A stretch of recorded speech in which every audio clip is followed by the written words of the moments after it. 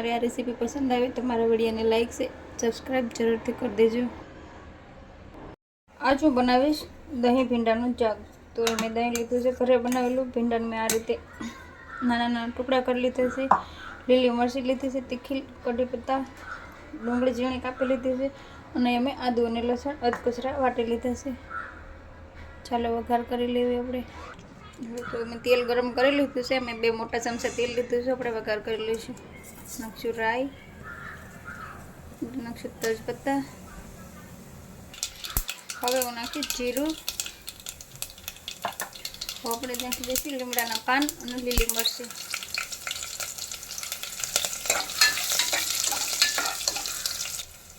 હવે નાખી દઈશું લસણ, આદુ અને લસણ। હવે નાખી દઈશું ઝીણી કાપેલી ડુંગળી।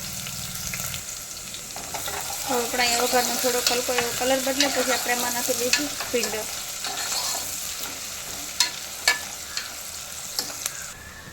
હવે આમાં નાખી દઈશ ભીંડો। હવે હલાવી લઈશું થોડો, તો વગર ભીંડા હારે થઈ જાય ને, ભીંડો લાગે ને કે હા ભીંડો શેકાવા લાગે છે એ રીતે। હવે આપણે નાખી દઈશું સ્વાદ પ્રમાણે નમક। હવે આપણે હલાવીને આપણે 2 થી 3-4 મિનિટ જેટલું ઢાંકીને રાખી દઈશું મીડિયમ ગેસ ઉપર। આપણે ઢાંકીને રાખી દઈશું 3-4 મિનિટ જેટલું। હવે આપણે ભીંડામાં જ્યાં સુધી ચીકાશ બળીને કોરો થાય ત્યાં સુધી આપણે દહીંમાં મસાલો કરી લઈશું। હવે આમાં નાખીશ હળદર, આપણે અડધી ચમચી નાખશું ધાણા જીરું, આપણે નાખશું તીખું મરચું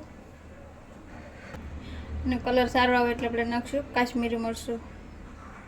હવે નાખીશ થોડોક ગરમ મસાલો। હવે હું બધો મસાલો દહીંમાં મિક્સ કરી લઈ।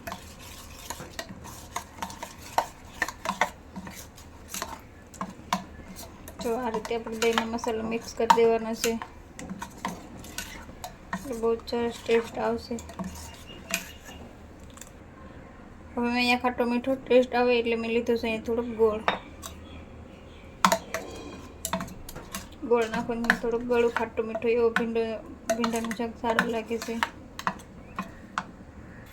જો તો મેં અહીંયા દહીંમાં મસાલો બનાવી લીધો છે, બધો આ રીતે મિક્સ કરી દીધું છે। ચાલો આપણે ભીંડો જોઈ લઈએ। આપણો ભીંડો પણ ચેકાઈને તૈયાર થઈ ગયો છે। જો તો ભીંડો પણ સરસ ચેકાઈને તૈયાર થઈ ગયો છે।